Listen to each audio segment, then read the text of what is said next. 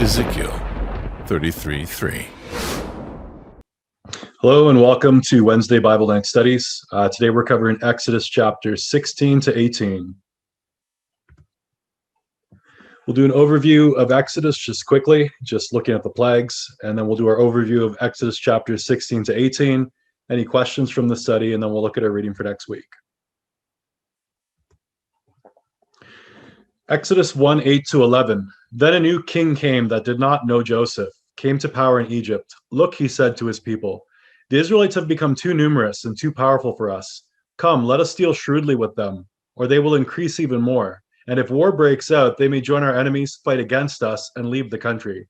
So the Egyptians appointed taskmasters over the Israelites to oppress them with forced labor. As a result, they built Pithom and Ramses as store cities for Pharaoh. Now we know from our studies there's actually a third city. The first and second city show up in the Masoretic text, so that's the Hebrew Old Testament. If you look in the Greek Septuagint lists a third city. The third city is On, Heliopolis. We know the chief god of Heliopolis was the Egyptian god Ra, and Ra is also where you get the name Ramesses. So it's the first part of Ramses. So actually these three cities, Ra was a god that was worshipped in all three places. We studied recently too that there was a crocodile god in Crocodilopolis, and that crocodile's name was Sobek. And Sobek was also supposed to be some kind of an aspect of the Egyptian god Ra. Again, we're dealing with a sun god. Exodus 2 and 23. During those many days, the king of Egypt died, and the people of Israel groaned because of their slavery and cried out for help. Their cry for rescue from slavery came up to God, and God heard their groaning. And God remembered his covenant with Abraham, Isaac, and with Jacob. God saw the people of Israel, and God knew. So, of course, in Genesis, we hear that there was a covenant promise between Abraham, Isaac, and Jacob. And here we can see that the Israelites are in captivity, which means the covenant of the promised land and the lineage that would be as plentiful as the stars in the sky and sand of the sea. It's not looking very good right now. So God is doing good on his favor. On his promise, sorry. We're looking at the lineage of the Levites because that's where the majority of the story is taking place in Exodus. The Levites, we find out later, are the priesthood, but we haven't got there yet because that is defined in the book of Leviticus. So the Levites, they're from the 12 tribes of Jacob. It's one of the 12 brothers. So Levi, we go to Kohath, and then Amram and Jochebed. Jochebed is actually the mother of Moses, and as we mentioned before in the past, it's kind of strange to see that Moses, who had the name of God revealed to him in Exodus 3:14, his mother has the word Jochebed, which means, Yahweh is in the name. And it's strange to see that considering that Moses had received the name, but the mother already had the name Lord. If you're curious as to why that happened, you have to go back to Genesis 4 and 26. And when you read Genesis 4 and 26, you'll have to look at the original Hebrew. You'll find there was a word shalal that was in the text, and it can be translated as begin or profane. And the correct translation should have been profane. People didn't begin to proclaim the name of the Lord. People began to profane the name of the Lord.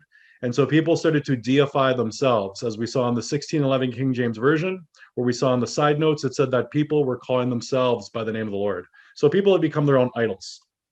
So perhaps this is how Jochebed would have known of this name, because this name was actually kind of leaked out, and it seems to have happened through the serpent. So Moses was to be God to Pharaoh and Aaron his prophet. And then we see the first plague, blood in the river Nile.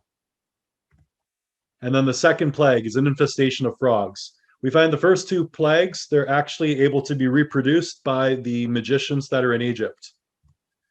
Then we get to the third plague, and the third plague was a swarm of gnats or lice, and this was something that was not reproducible by the magicians in Egypt. This is where they bowed out.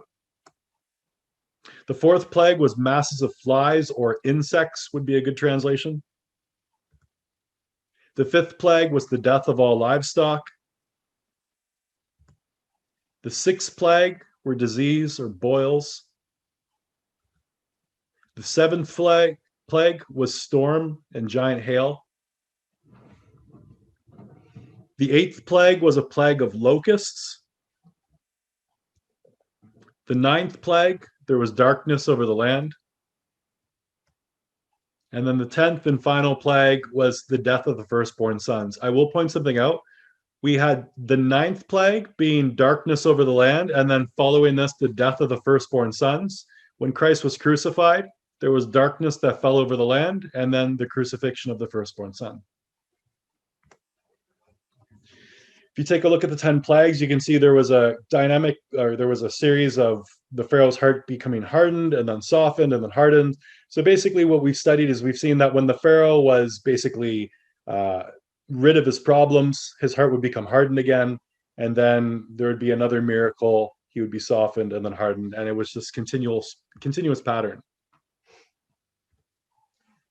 And then after the death of the firstborn, we had the Exodus from Egypt. And this was during the time of the Passover. So now we're taking a look at Exodus chapter 16 to 18, and we're going to start our overview with Exodus chapter 16. Exodus 16:1 says, on the 15th day of the 2nd month, after they had left the land of Egypt, the whole congregation of Israel set out from Elim and came to the desert of Sin, which is between Elim and Sinai. So if you take a look, the first month of the year is the month of Nisan. That's when we have the Passover and the Feast of Unleavened Bread. If you remember, we are actually seeing details of the Passover and Feast of Unleavened Bread as they were leaving on the Exodus. And so we can see in the 2nd month of the Exodus here, we're just going from the month of Nisan to Iyar. So we saw that Moses had parted the sea while holding the staff of God. There are 3 possible routes in regards to where the seas may have been parted. You'll see these 3 arrows. These are the beliefs in regards to which parts of the water were parted. So we have a option at the far north, one that's more a little bit south beneath it, and then the farthest one south closest to shore. The route of the Exodus, we know they left from Ramses and then they went to Succoth. So the route looked something like this: Ramses, Succoth, Pi-Hahiroth, and then of course they camped facing Baal-Zephon to prove a point. And then they went to the wilderness of Etham, and then we saw the names Merah and Elam, followed by the wilderness of Sin, and then we saw Rephidim when they were at Rephidim before Moses parted the seas, and then Sinai or Horeb. So the mountain of God, it actually is named 2 names. Interestingly enough, you'll see in some texts it'll say Sinai, and in some texts it'll say Horeb. And we're still looking at the same Bible. These aren't deuterocanonical books. We're talking the same Masoretic text. It's just written sometimes as Horeb, sometimes as Sinai. From my studies, I've come to conclude that Sinai is actually alluding towards a moon god and Horeb, a sun goddess. So sun is Horeb and moon is Sin. So it looks like this mountain, interestingly enough, has an association to both sun and moon. And we can take a look a little bit closer here. There's 2 possible routes they went through the wilderness of Sin, according to Logos 9. Logos 9 is software that a lot of pastors use in order to share maps and other details of the Bible. But these are the paths inside of Logos 9, and you can see that they either went north or they went south along this edge of the sea. If I was to take a guess, I would say south, just because it would be closer to the sea. And of course, if you're going to travel through the desert, you'd probably want it to be a little bit cooler. But at the same time, you have to remember, they traveled with a pillar of cloud by the day and a pillar of fire by night. So that may not even be a problem. First thing we're going to take a look at is manna from heaven.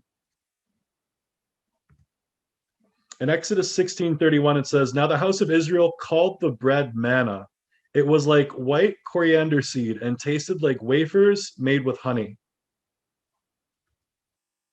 We actually see this come up from another perspective in the book of Numbers, chapter 11, 7-9. So I'm going to show you from that angle.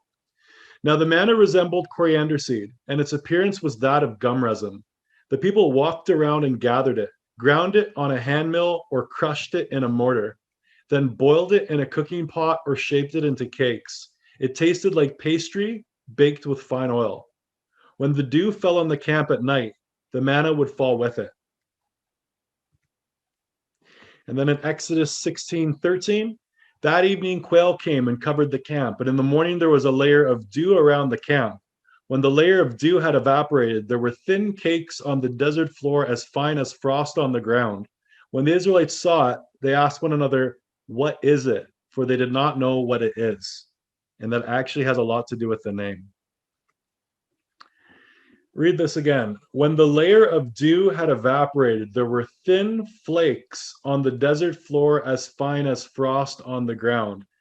I kind of wondered if the individual behind Frosted Flakes, so Kellogg's, I wondered if there was actually an inside joke pointing towards manna because it sounded quite descriptive. And I'll say that for two reasons. One, the description that you see in Exodus sounds quite similar to what the cereal Frosted Flakes sounds like. But more interestingly, if you take a look at the index finger of Tony the Tiger, you'll notice that he's extending his index finger the same way that the Magi would.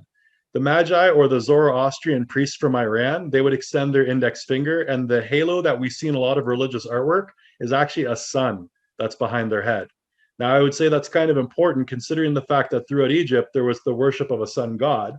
And so, of course, if I see symbolism that associates to what looks like solar worship, it kind of eludes me to believe that there might be the possibility there was some conscious intention behind the name Frosted Flakes. Also in the center, that's actually a picture of John the Baptist. Looks very feminine, I know. This was drawn by Leonardo da Vinci. Now we know Leonardo da Vinci was in the Mysteries, as in Mystery Babylon.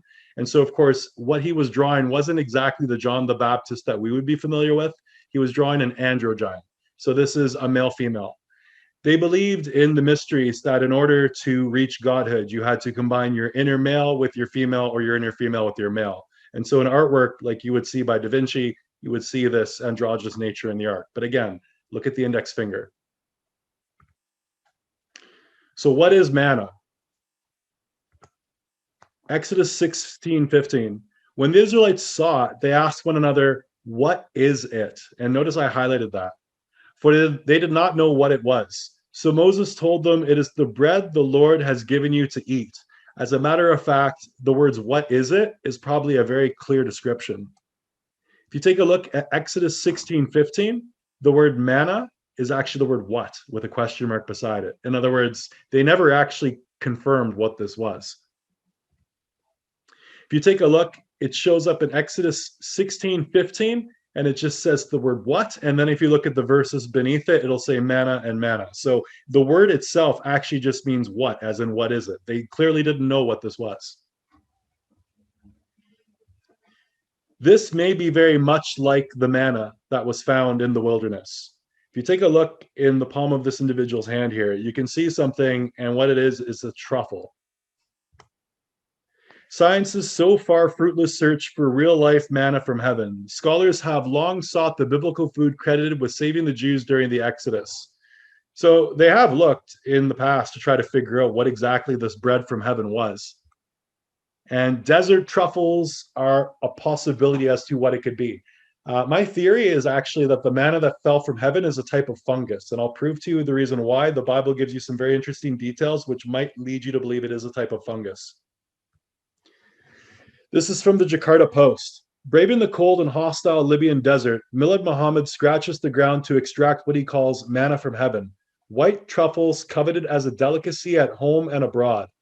The fungus known locally as turfas is the only thing besides some wild grass that grows under the desert sands, nurtured by the combined effect of rain and cold temperatures at night. Read that again. It grows under the desert sands, nurtured by the combined effect of rain and cold temperatures at night. That sounds a lot like what happened in Exodus. We'll read it again in a moment. They have been consumed since Roman times for their delicate taste as well as their nutritious and medical properties, and are sold to Gulf countries as a luxury food item. Exodus 16:13. That evening, quail came and covered the camp, and in the morning, notice this, in the morning, there was a layer of dew around the camp. Let's go back again. Grows under desert sands, nurtured by the combined effect of rain and cold temperatures at night. Okay, so it sounds like how you would make dew. When the layer of dew had evaporated, there were thin flakes on the desert floor as fine as frost on the ground. When the Israelites saw it, they asked one another, "What is it?" For they did not know what it was. It's quite possible that this was a fungus that grew at nighttime, of course, having to do with the dew that had evaporated. Turfas appear under the exact same conditions as manna. I'm not saying that manna, in fact, was the turfas, but it could be something very similar. Next question is, why quails? Why did the people receive quails? Numbers 11:4. Meanwhile, the rabble among them had a strong craving for other food. And again, the Israelites wept and said, Who will feed us meat? We remember the fish we ate freely in Egypt, along with the cucumbers, the melons, the leeks, the onions, and garlic. But now our appetite is gone. There is nothing to see but this manna. So this isn't a matter of the Israelites are starving. This is a matter of preference. So they had food. They weren't complaining because they didn't have food. It's because they were used to what they had in Egypt. So they were a little bit spoiled. They had luxuries in Egypt that they obviously didn't have in the wilderness. Numbers 11:18. And say to the people, consecrate yourselves for tomorrow, and you will eat meat, because you have cried out in the hearing of the Lord, saying, who will feed us meat? For we are better off in Egypt. Therefore the Lord will give you meat, and you will eat. You will eat it not for 1 or 2 days, nor for 5 or 10 or 20 days, but for a whole month, until it comes out of your nostrils and makes you nauseous, because you have rejected the Lord who is among you, and you have cried out before him, saying, why did we ever leave Egypt?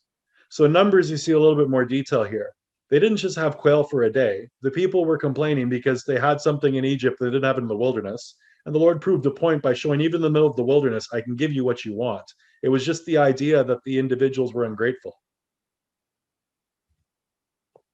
The people following Moses had complained that they were sick of eating manna every day and longed for meat, such as they had back in Egypt. So we can see that in Numbers 11:4, as well as Numbers 21. It's a little bit further ahead.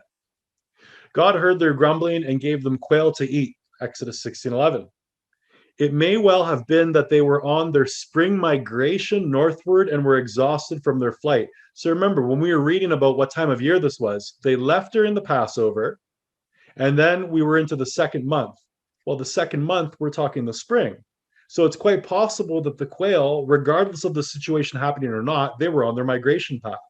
So it says it was making it easy for the Israelites to capture them, because of course, if the quail are migrating and the quail were to get blown, because we saw there was a strong wind that blew the quail towards Israel's camp, well, they're probably tired from their migration, so catching quail wouldn't be that difficult. Quail are known to migrate at night, which is the time God specified that they would arrive, Numbers 11:32. A large number of quail was caught by each person as the migrating flock continued to fly over the sea all night long, exhausted and easily taken. The people then spread them out all over the camp in verse 32, which probably refers to the Egyptian practice of drying the meat in preparation for eating it. And you can find this on Got Questions, Quail in the Bible. How much is an omer? So of course, when they were collecting the manna, we saw that there was an omer. Exodus 16:15-16. When the Israelites saw it, they asked one another, what is it? For they did not know what it was. So Moses told them, it is the bread that the Lord has given you to eat. This is what the Lord has commanded. Each one is to gather as much as he needs. You may take an omer for each person in your tent. So the question is, how much is an omer? Is that enough? The omer is an ancient Israelite unit of dry measure used in the era of the temple in Jerusalem. It is used in the Bible as an ancient unit of volume for grains and dry commodities. And the Torah mentions it as being equal to 1/10 of an ephah. Okay, so there's your answer. An omer is 1/10 of an ephah. So now you're probably wondering, what is an ephah? There's a really cool unit converter you can find online. It's actually at translatorscafe.com. So I've actually did the translation of a homer to an ephah, and it matches. 1 homer is equal to 10 ephah. But if you take a look, 1 omer is equal to 219 liters, or approximately 1.4 to 1.7 kilograms. So the question is, could each person live off of 1.7 kilograms or 1.4 kilograms of food? Yes, quite well. The law before the law. Exodus 16:27-29 reads, yet on the 7th day, some of the people went out to gather, but they did not find anything. Then the Lord said to Moses, how long will you refuse to keep my commandments and instructions? Understand that the Lord has given you the Sabbath. That is why on the 6th day he will give you bread for 2 days, and on the 7th day everyone must stay where he is. No one may leave his place. So here what we're seeing is actually a very early version of some of the 10 Commandments. We're seeing the Sabbath. We actually haven't received the 10 Commandments yet because the 10 Commandments aren't actually given to Moses until Exodus 20. So we're already seeing the instructions from the Sabbath occurring earlier. The word commandment is actually the word mitzvah. So mitzvah is a commandment. So we see the word mitzvah appear for the very first time in the book of Genesis, chapter 26. And then the second time we see it is actually Exodus 15 and then Exodus 16. But the law was given to Moses in Exodus 20. Yes, it was. But if we look back in Genesis 26, when we first see it, look where we see the word commandment. The Lord appeared to Isaac and said, "Do not go down to Egypt. Settle the land where I tell you. Stay in this land as a foreigner, and I will be with you and bless you. For I will give you all these lands to you and your offspring, and I will confirm the oath that I swore to your father Abraham. I will make your descendants as numerous as the stars in the sky. And I will give them all these lands, and through your offspring all nations of the earth will be blessed. Because Abraham listened to my voice and kept my charge, my commandments, my mitzvah, my statutes, and my laws." So the first time the word commandment appears in the Bible is right here. How many commandments are in the Bible? People think that there's 10 commandments for the most part, but there's actually many more than that. There's way more than 10 commandments in the Bible. However, the 10 commandments, which can be broken down into 2 commandments, are actually basically an umbrella for all of these other commandments. So how many commandments are in the Bible? 10? No, 613. This is New York Times, an illustrated guide to the 613 commandments. From Genesis through Deuteronomy, there are a total of 613 commandments as counted by medieval sages. Many of these 613 are obsolete.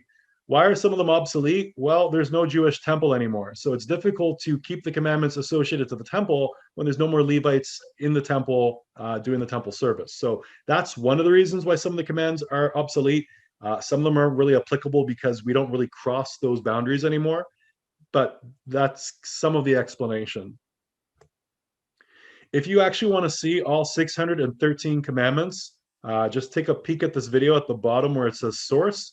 There's a link at the bottom that says godswordfirst.org. It will list off all 613 commandments in order, starting at relationship to God in Exodus 20 and 2, and then finishing on number 613. So it's a very complete list.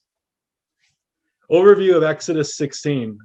On the 15th day of the second month, the Israelites set up from Elim to the desert of Sin between Elim and Sinai. The people were bitter with Moses and Aaron, complaining about how they had food in Egypt, but here they were to starve, and they would have been better for the Lord to have killed them in Egypt. The Lord told Moses he would make manna rain from heaven, and enough for each day. On the 6th day, the Israelites would gather twice as much as well, as the Lord would test whether they would follow his instructions. So right here you can see the people were being provided for, but at the same time, they're being provided for with a set of instructions. We saw things like you would only have enough for that day, don't keep it for the following day. And when the people disobeyed, we saw things like maggots and a stench. Moses told the Israelites the Lord heard their grumbling, and they would have meat in the evening and bread in the morning. And so at this point, Moses, right, he's concerned because the people are about to, throw a mutiny on him. They're upset. They had it better, they felt, in Egypt, even though they were under hard slavery. They had these extra luxuries. In the evening, quail surrounded the camp, and in the morning, dew that evaporated into flakes like frost what the Israelites collected. When the sun became hot during the day, it melted away. So we can see the manna. The manna was there in the early morning. It had something to do with the dew. That's why I think it was a fungus. And then, of course, when the sun came out and the day became warmer, we saw the manna melt away. Moses told them that they could not keep any of it until morning, but the people did not listen, and it became infested with maggots and smelled. On the 6th day, they gathered 2 omers per person, and on the Sabbath, it didn't smell or contain maggots either. Neither was there manna in the field, but the people still searched, breaking the Lord's commandments. So that's when we actually see the word mitzvah written for the second time in the Bible. The people were told that on the 6th day, the manna would last until the 7th day where they could eat it without rotting, and they were not supposed to look in the field for the manna because, of course, that would be considered work. We actually see that in the New Testament, and the Pharisees actually challenged Christ on that when he came from the field, and he and the apostles had eaten in the field. Exodus 17. Exodus 17, 1-2. Then the whole congregation of Israel left the desert of Sin, moving from place to place as the Lord commanded. They camped at Rephidim, but there was no water for the people to drink. So now we have our next problem. If we take a look here, we can see they're right before Mount Sinai, Mount Horeb. Here's Rephidim, about where it is. It's questionable where it is. We just believe it's in the southern tip of the Sinai Peninsula. Exodus 17:4-6 reads, Then Moses cried out to the Lord, What shall I do with these people? A little more and they will stone me. And the Lord said to Moses, Walk on ahead of the people and take some of the elders of Israel with you. Take along in your hand the staff with which you struck the Nile and go. Behold, I will stand there before you by the rock at Horeb. And when you strike the rock, water will come out of it for the people to drink. So really important, when you read this here, the Lord says he would stand by the rock at Horeb. So when Moses was to strike the rock with his staff, the Lord was right there. The people just couldn't see him. So here's the scene where Moses takes his staff and then strikes the rock, and then water pours out of the rock. This was actually one of the downfalls of Moses, or this was the downfall of Moses. If you take a look in 1 Corinthians 10:4, we start to see what the rock represents. And we kind of got a hint of that when we looked at Exodus 17:4, when it says, I will stand there before you at the rock of Horeb. 1 Corinthians 10:4 reads, And drank the same spiritual drink, for they drank from the spiritual rock that accompanied them, and that rock was Christ. So it wasn't that the Lord was just standing by the rock. We can also see in 1 Corinthians, the rock is Christ. So we see that actually come up several times in the Bible. In the book of Numbers, this situation is what kept Moses from entering the promised land. You can't see it in Exodus, but you can totally see it in the book of Numbers. It was the method in which Moses handled the situation. Numbers 20:10 reads, Then Moses and Aaron gathered the assembly in front of the rock, and Moses said to them, Listen now, you rebels. Must we bring you water out of this rock? Can you see what the problem is? The Lord said, I will stand by the rock, you will strike it, and I will bring out the water. But here we see that Moses and Aaron, they're taking the credit. So it's making it seem as if they knew where the water was and they are the salvation, right? They're solving the problem. But they would have no idea that this rock containing water was even present if it wasn't for the Lord. Then we read in Numbers 20:11, Then Moses raised his hand and struck the rock twice with his staff so that a great amount of water gushed out, and the congregation of their livestock were able to drink. But the Lord said to Moses and Aaron, Because you did not trust me to show my holiness in the sight of the Israelites, you will not bring this assembly into the land that I have given them. So right here, this is the reason why Moses and Aaron didn't enter the promised land. Moses died near the end of Deuteronomy, and he stood on the edge, not entering the promised land. So in Deuteronomy, actually, we're seeing this battle with the Amalekites, and then Joshua ends up going into the promised land, and Moses gets to watch, but he doesn't actually get to go in the promised land himself. It was a brand new generation. So it was Joshua and the children that had grown up in the wilderness that were the ones that came into the promised land. The battle with the Amalekites. Genesis 36:12. Esau's son Eliphaz also had a concubine named Timnah, who bore him Amalek. These were the grandsons of Esau's wife Adah. So who are the Amalekites? The Amalekites are the descendants of Esau, which is Edom. So we know that Jacob had a brother. Jacob's brother was Esau. They're twins. Esau was the older brother. Amalek is coming down the line of Esau. So if we take a look at the lineage of Esau, we see under the side of Adah and Eliphaz. Eliphaz is where you're getting the Amalekites from. And so if we take a look at this scene here, we notice that Moses, when he was on top of the hilltop, first he was standing with his arms raised, holding the staff of God in his hand. As his arms would hold up, as his arms would stay raised, you would see Israel defeating the Amalekites. But as his arms would go down with the rod in his, with the staff in his hand, the Amalekites would start to become victorious. And then later we see that there was a staff that, not a staff, a rock that was placed under Moses. And then we see that Aaron and Hur are holding up the arms of Moses to keep the Israelites winning the battle. And this goes on right till sunset. Let's look at 1 Corinthians 10:4 again. And drank the same spiritual drink, for they drank from the spiritual rock that accompanied them, and that rock was Christ. Moses literally had to stand up all day while they battled. Obviously, being older, it would be difficult on his feet and body to stay standing. So then he sat on top of a rock. Now we're starting to see the foundation that Moses was sitting on. Symbolically, this rock that Moses was sitting on is referencing Christ. Acts 4 and 11. He is the stone which was rejected by you, the builders, but which became the chief cornerstone. 1 Peter 2 and 4. And coming to him as a living stone, which has been rejected by men, but is choice and precious in the sight of God. This is the same rock from the book of Daniel. Once we study Daniel, if you know the dream of Nebuchadnezzar, Nebuchadnezzar dreamed of this giant statue, gold, silver, bronze, etc., down to the iron toes mixed with clay. And then in the dream, there was a rock that came and then destroyed the statue. Well, that rock was Christ. And the feet represented the final empire. So when Christ returns in Revelation, the final empire was described by the iron mixed with clay at the toes. Matthew 7:24. Everyone then who hears these words of mine and does them will be like a wise man who built his house on the rock. Notice this. The wise man builds his house on the rock. Well, Moses, he was on the rock when the battle was going on with the Amalekites. And the rain fell, and the floods came, and the winds blew and beat on that house, but it did not fall, because it had been founded on the rock. And everyone who hears these words of mine and does not do them will be like the foolish man who built his house on sand. Notice that the statue of Nebuchadnezzar, it's standing on sand. It's definitely not standing on a rock. The rock is what's crushing it.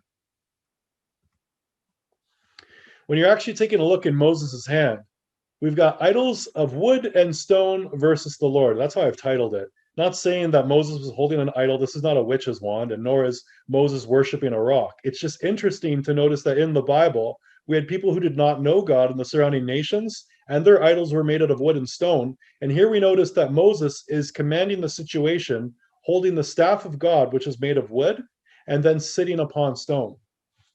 It's like a reversal of the symbolism of the pagans. Deuteronomy 4 and 27. Then the Lord will scatter you among the peoples, and only a few of you will survive among the nations to which the Lord will drive you. And there you will serve man-made gods of wood and stone, which cannot see or hear or eat or smell. So the surrounding nations, they worship idols of wood and idols of stone. And it's interesting because, of course, in the Bible, they use the language of taking the branch and throwing the branch into the fire when it's talking about a tree that doesn't bear any good fruit, or talking about a stone. For example, someone who would take a child off the path of going towards Christ, it said it would be better if a millstone would be tied around their neck and they'd be thrown into the ocean. Well, this is the idea of wood in the fire, stone in the abyss. Exodus 7 and 15. And Moses built an altar and named it, "The Lord is my banner." Indeed, he said, a hand was lifted up towards the throne of the Lord. The Lord will war against Amalek from generation to generation. So this fight we had with Amalek, this is not the only fight. It comes up again in the book of Samuel. As a matter of fact, Saul lost his throne. When we studied the Witch of Endor, where that story came from in the Bible, and we saw that Saul went to a medium, a channeler, an Ob. Basically, when Saul had went and then channeled Samuel, the prophet Samuel, that situation is pointing towards the Amalekites, because the whole reason that they even happened in the first place was because Saul was given the order to slay all the Amalekites, and he didn't do it. Who is the god of Edom? It's a really good question to ask, because now that we've identified Amalek as being a child of Edom, coming from Eliphaz, if you remember the kings of Edom that were listed in Genesis, the first one was Bela, son of Beor. And if we look at the seventh one was the first place anywhere in the Bible that we see the word Baal. So it's pretty safe to say that the kings of Edom was worshiping Baal. So it would be likely that the Amalekites would be worshiping Baal as well. I believe the difference between the first and seventh spelling of Bel and Baal, I believe Bel is supposed to be the feminine aspect of Baal, and then Baal being the masculine. The Israelites left from the desert of Sin to Rephidim, where the people became angry with Moses because they were thirsty and cried out to the Lord. The Lord told Moses to take the staff he struck the Nile with, and that the Lord would stand there with him before the rock at Horeb, Sinai. Moses was told that when he struck the rock, there'd be water to drink. And as we saw in the book of Numbers, there was a little bit more to it. Moses took credit for finding the water. Moses named the place Massa and Meribah because the people questioned if the Lord was amongst them. And we know the Lord was amongst them because when Moses went to strike the rock, the Lord was standing right by the rock. He said so. The Amalekites attacked the Israelites at Rephidim. Moses told Joshua to continue to choose some men and fight the Amalekites while Moses stood on the hilltop with the staff of God in his hands. Joshua went to fight while Moses, Aaron, and Hur went to the hilltop. When Moses held up his arms, Israel prevailed, but when his arms dropped, the Amalekites prevailed.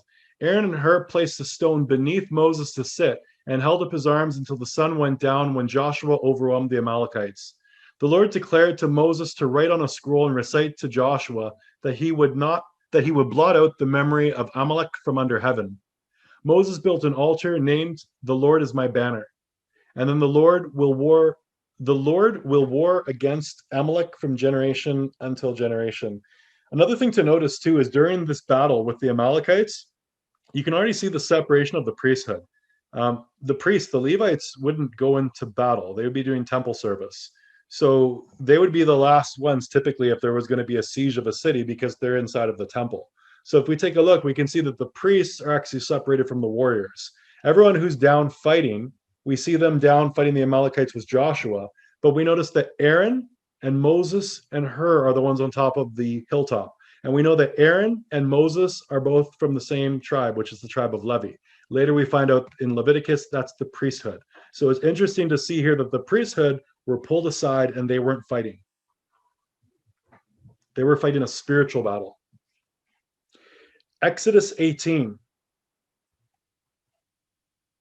In Exodus 18, we start off where we go from Rephidim and then make our way down to Mount Sinai or Mount Horeb. And then, of course, what's going on in this chapter is we're dealing with a lot of judgments. So Moses is basically making all these judgments on behalf of the people, and his father-in-law, Jethro, Ruel, comes from Midian and comes to visit him. So if you look at the map, you can see where Midian is. Midian is just across the Gulf of Araba.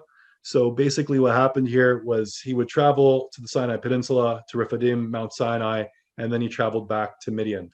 There is some controversy in regards to where exactly Mount Sinai and Mount Horeb is located. Some argue that it is in the Sinai Peninsula, and others are arguing that it is in Saudi Arabia. So we're going to ask the question once again, just as a reminder, who is the father-in-law of Moses? Because again, you probably would have noticed if you forgot from earlier parts of Exodus that he has several names. Exodus 2:20, and where is he? Ruel asked his daughters. Why did you leave him? Invite him to have something to eat. Moses agreed to stay with the man, who gave his daughter Zipporah to Moses in marriage. Okay, so this would be Moses' father-in-law, because Zipporah is his wife, and Ruel is who we see the father-in-law is. But in Exodus 4:18, it says, Moses went back to Jethro, his father-in-law, and said to him, please let me go back to my brothers in Egypt to see whether they are still alive. And Jethro said to Moses, go in peace. Then, of course, when we looked in Judges 4:11, now Heber the Kenite, which was of the children of Hobab, the father-in-law of Moses, had severed himself from the Kenites and pitched his tent unto the plain of Zenim, which is by Kadesh. There's another name. It became generally accepted that the father-in-law of Moses had 7 names. So Ruel, Jether, Jethro, Hobab, Heber, Kenai, and Pudiel. So if you see one of the various names, it's the same individual. I'm not sure why he has so many names, but if we do comparison across different books of the Bible, and of course books outside of the Bible, they've come to the agreement that it's all the same person. Exodus 18. Moses' father-in-law Jethro, who is a priest of Midian, heard what God had done for Moses and his people, and how the Lord brought him out of Israel. Moses' wife, sons, and father-in-law Jethro, Ruel, came to be with him in the desert and camped at the mountain of God. Moses told Jethro about his journey, hardships, and how the Lord delivered him. Jethro rejoiced, knew the Lord was greater than all the other gods, and offered a sacrifice to God. So here we can see a priest of Midian. Remember, Jethro is a priest of Midian. He's a Midianite. That's a totally separate God that they follow. We don't know who that God is. It was lost in history, but we do know it was a separate God. But here we can see that the Lord's plan was successful, because here we can see a Midianite priest now doing sacrifices to the God of Israel. Jethro asked Moses why the people stood around him all day, and Moses explained it was because he acted as a judge, explaining the statutes and laws of God. So, of course, when there was discrepancies and it wasn't clear to the people in regards to who was at fault, they would all come to Moses. And of course, with all these people leaving from Egypt, I mean, all the Israelites leaving from Egypt, that number is a massive amount of people. And so, of course, 24 hours a day, Moses is basically sitting there trying to answer all these questions of the people. Jethro told Moses what he was doing was going to tire him out. Instead, to appoint trustworthy men to be leaders and judges. They would judge minor issues and Moses the major issues. So anything that was like a real critical problem, Moses would still be the one to see and be the judge for that matter. But for the more minor issues, Moses was to divvy out the work to different leaders. Moses listened and did everything his father-in-law said, and then Jethro returned to his own land. So back to Midian. For our struggle is not against flesh and blood, but against the rulers, against the authorities, against the powers of the dark world, and against the spiritual forces of evil in the heavenly realms. Brothers and sisters, the sword is coming. If you hear the watchman's call, please repent and seek out Jesus Christ. There is still time.